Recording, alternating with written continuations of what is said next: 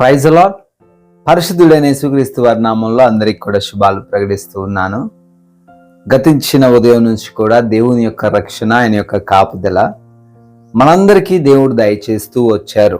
మన పనుల్లో, మన యొక్క ప్రయాణాల్లో, మనం చేస్తున్నటువంటి ప్రతి కార్యంలో ఆయన తన యొక్క రెక్కల చాటున మనల్ని భద్రపరిచారు.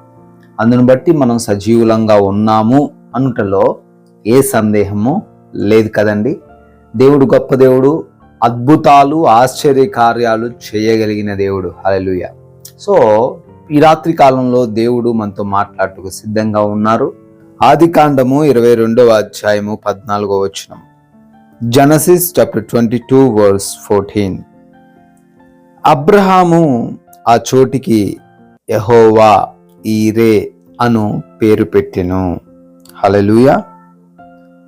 ప్రియమైన సహోదరి సహోదరులారా, దేవాతి దేవుడు చూచుకునే దేవుడు, ఆయన సమస్తమును ఎరిగి ఉన్న దేవుడు అని మనకి తెలుసు. దేవుడు ఏ కార్యమైతే మనల్ని చేయమని చెప్పారో, ఎలా అయితే జీవించమని చెప్పారో, అలా ఎవరైతే జీవించుటకు, ఏ కార్యమైతే చేయుటకు ఇష్టపడతారో వారి యొక్క ఆ ప్రయాణంలో, వారి యొక్క ఆ ప్రయాసలో దేవుడు ఖచ్చితంగా చూసుకుంటాడు. హల్లెలూయా. అబ్రహాము విషయాన్నే మనం ఆలోచన చేస్తే, అబ్రహాముకి 100 సంవత్సరాల సమయంలో దేవుడు కుమారుణ్ణి ఇచ్చాడు. ఇస్సాకుని ఇచ్చినప్పుడు ఒక సందర్భంలో దేవుడు అబ్రహామునకు ప్రత్యక్షమై ఆయనను శోధించుట మొదలుపెట్టినని రాయబడి ఉంటుంది. అబ్రహాముతో ఒక మాట దేవుడు చెప్తాడు, అయ్యా అబ్రహాము, నీ దగ్గర ఉన్నటువంటి ఒక్కగానొక్క కుమారుణ్ణి అని కూడా అక్కడ ప్రకటిస్తాడు. అంటే ఇంకెవరు లేరు, ఒక 10 మంది లేరు, దాని గురించి ఒకరిని కాదు, కానీ ఒక్కగానొక్క కుమారుని నువ్వేం చెయ్యి, తీసుకొచ్చి నాకేం చేయాలా, బలిగా అర్పించాలి. ఆ మాట వినేసరికి అబ్రహాముకి ఏమి చేయాలో కూడా అర్థం కావట్లా. కన్న తండ్రిగా ఉన్నటువంటి అబ్రహాం పరిస్థితి ఒక్కసారి మనం ఊహించుకోగలిగితే, ఆ ప్లేస్లో ఎవరున్నా వెరీ డిప్రెస్ అయిపోతారు. ఇక ఏం చేయాలి అర్థం కాదు. కొన్నిసార్లు దేవునికి వ్యతిరేకంగా తిరిగే వాళ్ళు కూడా ఉంటారు. ప్రభువా, ఒక్కగానొక్క కుమారుని ఇచ్చి అతన్ని కూడా ఇమ్మంటున్నావు, ఇది న్యాయమేనా అని దేవునితో వాద్యం వేసుకునేవారు కూడా ఉంటారు. కానీ ఆ రోజున అబ్రహాము తిరిగి ఒక్క మాట కూడా మాట్లాడలే. నీ చిత్తం ప్రభు అని చెప్పి దేవుడు ఏ ప్రాంతానికైతే వెళ్ళమన్నాడో, ఏ కొండ దగ్గరికైతే వెళ్ళమన్నాడో అక్కడికి వెళ్ళి తన యొక్క ఒక్కగానొక్క కుమారుణ్ణి బలిగా ఇవ్వడానికి సిద్ధపడ్డాడు. ఈ రోజున అటువంటి పరిస్థితి మనలో ఎవరికైనా వస్తే రెడీగా ఉంటామా? నో. అబ్రహాం ఎందుకంటే అలా చేశాడు? అబ్రహాంకి బాధ లేదా? అబ్రహాం అంత కఠినుడా అని బహుశా కొంతమంది అనుకోవచ్చు మీలో. వాక్యం సెలవిస్తుంది, దేవుడు ఎటువంటి వాడు? నమ్మదగిన దేవుడు. దేవుడు ఒక్కసారి ఆయన మాట ఇచ్చాడు అనుకోండి, అది ఎప్పుడైనా వెనక్కి తీసుకుంటాడా? తీసుకోడు కదా. అదే అబ్రహాం కూడా నమ్మాడు. అబ్రహాముకి దేవుడు ఏమని వాగ్దానం చేశాడు? నీ కడుపున ఒక సంతానం పుట్టబోతుంది, నీ సంతానాన్ని నేను ఇసుక రేణువులంతా విస్తారంగా చేయబోతున్నాను అని క్లియర్గా చెప్పిన తర్వాత తన కుమారుణ్ణి అడిగి బలి చేయమని అడిగినప్పుడు అబ్రహాముకి బహుశా అర్థమయ్యే ఉంటుంది, ఇదేదో నాకు టెస్ట్ లాంటిది అని. అయినప్పటికీ అబ్రహాము నిజంగానే బలి ఇవ్వడానికి ముందుకు వెళ్ళాడు. ఎందుకండి అంటే దేవుడు చూసుకుంటాడు. దేవుడు రాబోయే పరిస్థితులను చూసుకుంటాడు. దేవుడు రాబోయే ఇబ్బందులను చూసుకుంటాడు. దేవుడు రాబోతున్న ఉగ్రతను చూసుకుంటాడు. ఈ రాత్రి కాలంలో ఈ మాటలు వింటున్న ప్రియ సహోదరి సహోదరుడా, if you believe the God, నువ్వు దేవుణ్ణి నమ్మినట్లయితే దేవుడు చూసుకుంటాడు అనే విశ్వాసంతో నువ్వు ముందుకెళ్ళు. దేవుడు ఉన్నాడు, ఆయన వెళ్ళమన్న ప్రాంతానికి వెళ్ళు, ఆయన చేయమన్నట్లు చెయ్యి. నా దగ్గర ఇదే ఉందండి, ఇది కూడా దేవుడు ఇచ్చేయమంటున్నాడండి. ఎలా అంటే గాడ్ కెన్, దేవుడు చూసుకుంటాడండి, దేవుడు ఇవ్వగలడు. దానికి 100 దేవుడు ఇచ్చే దేవుడు. ఈ లోకాన్ని సృజించిన దేవుడు నువ్వు అడిగింది ఇవ్వలేడా? కానీ ఆయన చెప్పినట్లు, ఆయన వాక్యానుసారంగా మనం జీవించినట్లయితే God will provide everything in your life. నీ జీవితంలో ఏదైతే కావాలో, ఏదైతే అవసరం ఉన్నదో అవన్నీ కూడా దేవుడు ఇస్తాడు, చూసుకుంటాడు. యేసుక్రీస్తు వారు కలవరి శిలువలో కార్చినటువంటి రక్తము ద్వారా మన యొక్క పాపాలు తొలగించాడు కదా. ఆయన ఇచ్చే దేవుడే కానీ తీసుకునే దేవుడు కాదు. ఆయన ఇవ్వమంటున్నాడు అంటే ఏదో ఒక అర్థం ఉంటుంది, ఆయన చూసుకుంటాడు ఖచ్చితంగా. కాబట్టి ఈరోజున కొన్ని పరిస్థితుల్లో నీకు దేవుడి మాట అర్థం కాకపోవచ్చు, వ్యతిరేకంగా ఉండొచ్చు. దాన్ని బట్టి చింతపడకు. దేవుడు చూసుకునే దేవుడు, నీ ఆరోగ్యాన్ని చూసుకునే దేవుడు, నీ కుటుంబాన్ని చూసుకునే దేవుడు, నీ పరిస్థితులను చూసుకునే దేవుడు, నీకేది కావాలో అది సమృద్ధిగా ఇచ్చే దేవుడు నీతో పాటు ఉన్నాడు. భయపడకు, దిగులు పడకు, ఎవరిని బట్టి జరియకు, పరిస్థితులను చూసి అస్సలు కృంగిపోకు. దేవుడు నీకు ఖచ్చితంగా ఏది కావాలో అది నువ్వు వెళ్తున్న మార్గంలో ప్రొవైడ్ చేస్తాడు. ఆ రోజున అబ్రహాముకి ఆ కుమారుడి బదులుగా అక్కడ ఒక పొట్టేలు నుంచినట్టుగా మనం చూడొచ్చు. గాడ్ ఇస్ ప్రొవైడర్, ఆయన ఇస్తాడు. కాబట్టి మనం ముందు నమ్మి అడుగేయాలి. అడుగేయకుండా ముందు ఇస్తేనే కానీ అడిగేస్తానని అనకూడదు. అబ్రహాం అలా అనలేదు కదా, నువ్వు అక్కడ పొట్టేలు పెడతానని ఇక్కడ నుంచి వెళ్తాను అనలా.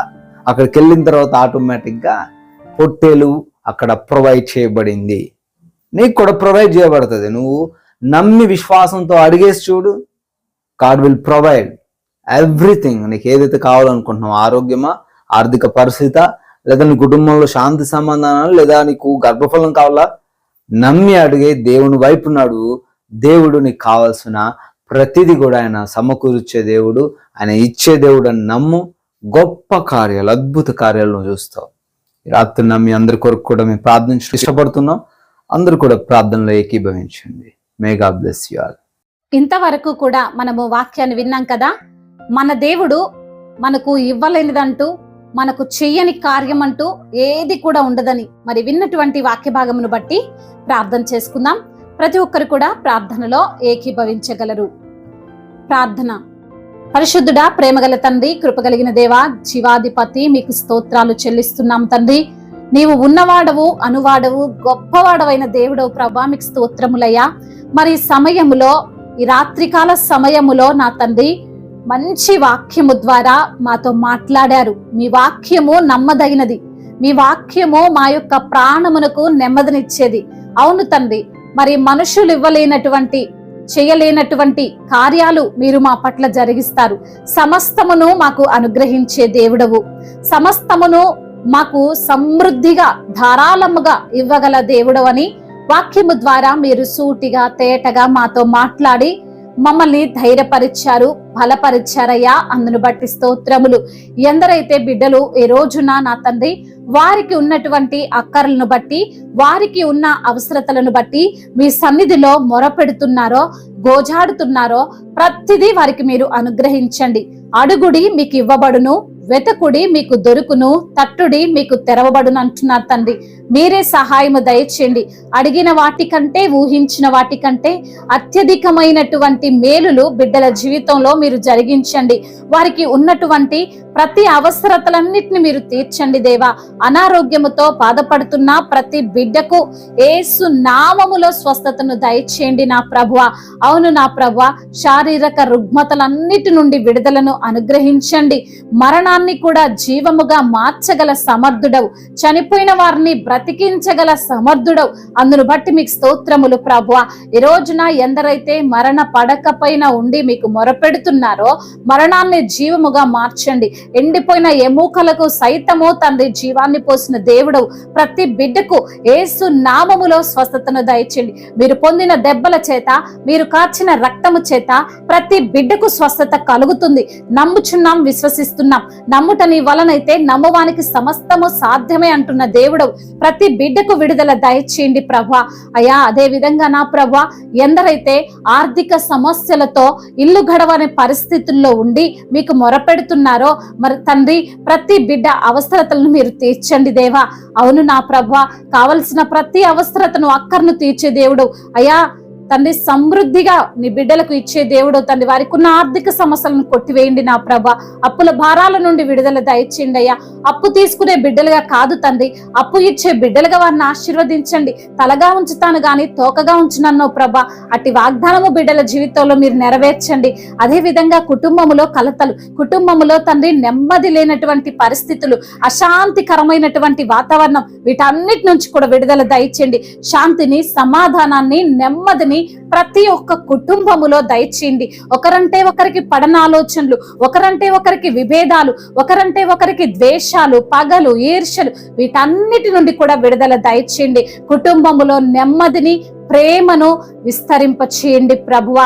అదే విధంగా భార్య భర్తల మధ్య విభేదాలను తొలగించండి అయ్యా. ఒకరంటే ఒకరికి ద్వేషముతో మరి పగతో రగిలిపోతుండగా ప్రభువా, ఒకరంటే ఒకరికి పడని ఆలోచనలు, వీటన్నిటి నుంచి కూడా విడుదల దయచండి. వారి కుటుంబాన్ని మీరే కట్టండి. విడిపోయినటువంటి అయా భార్య భర్తలను తండ్రి మీరే ఏకపరచండి అయా. ఎటువంటి అయా మనస్పర్ధలు వారిలో లేకుండా సహాయం చేయండి. అదే విధంగా నా ప్రభువా, ఎందరైతే బిడ్డలు మరి ప్రభా ఈ రోజున నా తండ్రి సంతానము లేక బాధపడుతున్నారో, ఎన్నో సంవత్సరాలు అయా వివాహమైనప్పటికీ నా ప్రభా బిడ్డలు ఎన్నో హాస్పిటల్ తిరిగి వారి దగ్గర ఉన్న ధనం అంతా అయిపోయి ఈ రోజు నా రిక్తుడిగా మీ సన్నిధిలో మొరపెడుతున్న ప్రతి బిడ్డ మొరను మీరు ఆలకించండి. అద్భుత కార్యాన్ని మీరు జరిగించండి అయా. ఆశ్చర్యమైన కార్యాన్ని మీరు జరిగించమని బ్రతిమిలాడుకుంటున్నాం. ఇప్పుడే పుట్టిన చంటి బిడ్డలను మీరు జ్ఞాపకం చేసుకోండి అయ్యా. మీరే వారికి మంచి ఆరోగ్యమునిచ్చి మీ యొక్క కృపతో వారిని కాచి కాపాడమని వేడుకుంటున్నాం. రక్షణ లేని ప్రతి బిడ్డకు రక్షణ దయచేయండి. మారు మనసు లేని ప్రతి బిడ్డకు మారు మనసును అనుగ్రహించండి అయ్యా. దేశాన్ని, అధికారులందరినీ కూడా మీ యొక్క కృప చేత కాచి కాపాడండి అయ్యా. అయ్యా మరి తండ్రి అయ్యా, ప్రతి ఒక్క దేశంలో ఉంటున్న మీ బిడ్డలైన వారిని అందరినీ కూడా మీరు కాచి కాపాడండి నా తండ్రి అయ్యా. దేవా, ఎందరైతే బిడ్డలు ఈ రాత్రికాల సమయంలో ప్రయాణాల్లో ఉన్నారో అయ్యా, ఎటువంటి ప్రమాదాలు జరగకుండా పగలు మేఘస్తంభమై రాత్రి అగ్నిస్తంభమై మీరే వారిని కాచి కాపాడండి ప్రభువా. నీ పక్కన 1000 మంది పడినను నీ కుడి పక్కన 10,000 మంది కూలీలను ఏ అపాయముని యొద్దకు రాదంటున్నావు తండ్రి అయ్యా. మరి తండ్రి మీరే వారికి తోడై ఉండండి ప్రభా.